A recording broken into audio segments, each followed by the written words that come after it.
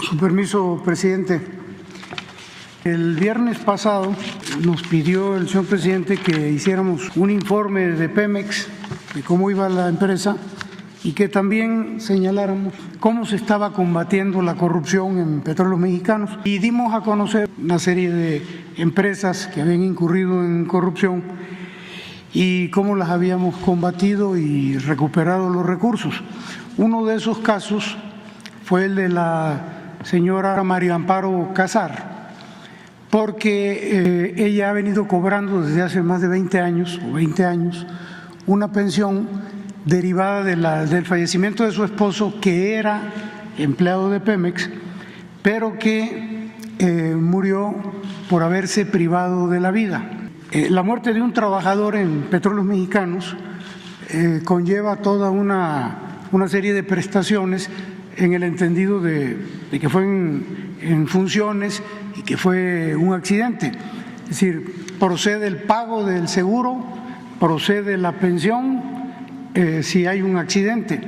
Pero en el caso de que alguien atente contra sí mismo, contra su vida, no procede ni la pensión ni procede el pago del seguro de vida. Hubo una reacción muy fuerte a partir del viernes que dimos a conocer esto. Los grupos de derecha, los adversarios del régimen, se vinieron con todo y bueno, pues esto nos obliga a dar más elementos, a aclarar más cómo estuvo este asunto del fallecimiento del esposo de la señora Casar. Primero decir que el fallecimiento ocurrió el día 7 de octubre de 2004 y a las pocas horas de que sucedió el lamentable suceso trágico, se presentaron familiares. Se presentó el señor Juan Rebolledo Gout, cuñado del señor Márquez Padilla, se presentó José Ignacio Casar Pérez, hermano de la señora Casar, y se presentó Federico Javier Márquez Padilla, hermano del final. Hubo conocimiento de todo el proceso prácticamente a las pocas horas de que sucedió el asunto. El viernes pasado yo escuché, pero además fue en muchos programas de radio, que la señora Casar señaló que ella pasaba de víctima a victimaria. Pues el delito está en otro lugar, pero hoy resulta que paso de ser la víctima de estos infundios a ser la acusada. Y que se había enterado, se estaba enterando de que la muerte del señor Márquez Padilla obedecía a suicidio. Bueno, pues yo creo que empezaríamos a aclarar, primero dando unos datos adicionales. El señor Márquez Padilla entró el día 1 de junio de 2004. El 24 de ese mes recibió un crédito de 447,000 pesos, un crédito sobre nómina, y el día 30 de ese mismo mes, antes de un mes de haber llegado, un crédito por 268,000 pesos para adquirir un vehículo. Él entra como coordinador de asesores del director de administración de Petróleos Mexicanos. La señora Casar en ese entonces era coordinadora de asesores del secretario de Gobernación.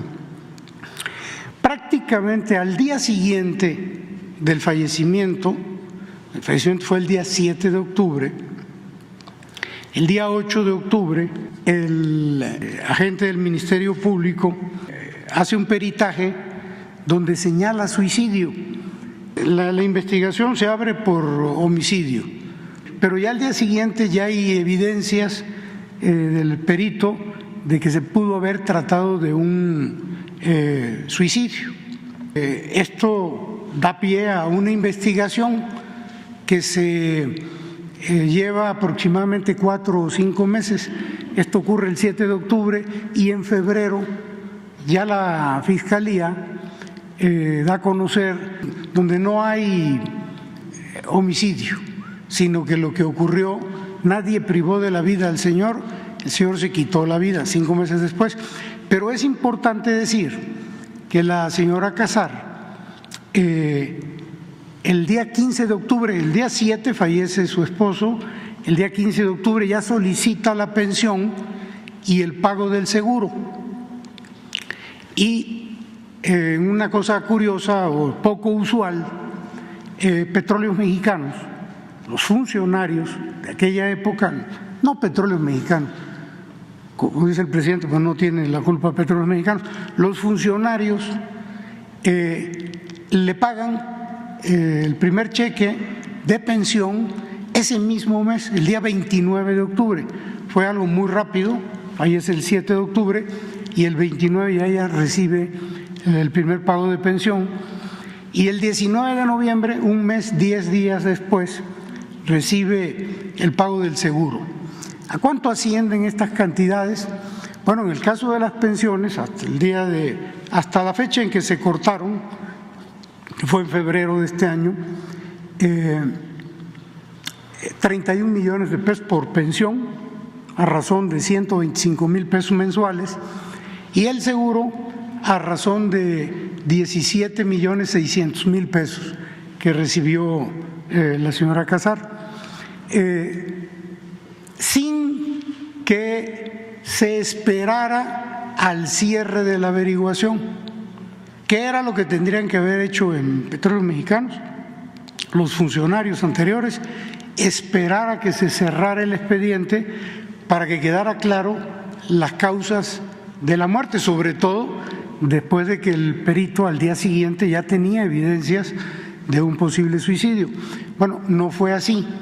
En Petróleos Mexicanos le dieron las facilidades, prácticamente le pagaron de inmediato y al final se cierra el expediente con la determinación de que el señor se quitó la vida, fue un suicidio y por lo tanto no procede ni la pensión ni procedía tampoco el pago del seguro.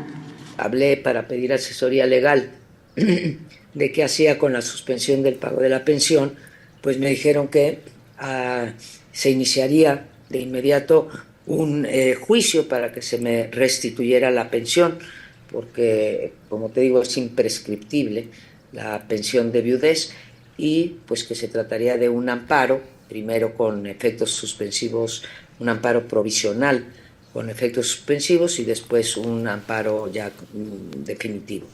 El otro dato que es importante señalar aquí es de que en esta andanada que se dio de parte de los grupos adversarios de este régimen conservadores, fue de que se habían violado los derechos de la familia porque se habían dado a conocer. Por su nivel de enajenación, considerándose que son de una clase superior, les resulta normal que ellos sí puedan robar y puedan mentir. Quiero leerles una resolución del Instituto Nacional de Acceso a la Información que tiene que ver con resoluciones del Pleno del INAI sobre la publicación de carpetas de investigación a cargo de la Fiscalía Especializada en materia de combate a la corrupción. No les voy a leer todo el texto porque es largo, pero sí un párrafo que lo dice todo. Dice,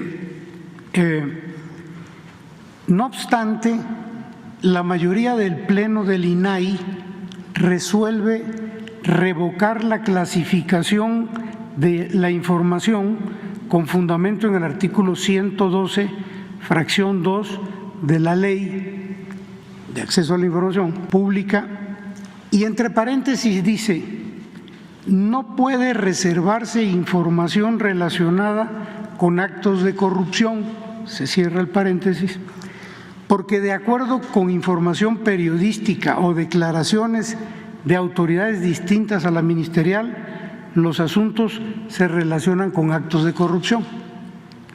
De manera que el propio resolutivo del INAI del Pleno señala que no puede ser clasificada como reservada. Ahora, de oficio, investigando si no violamos la ley, porque se dieron a conocer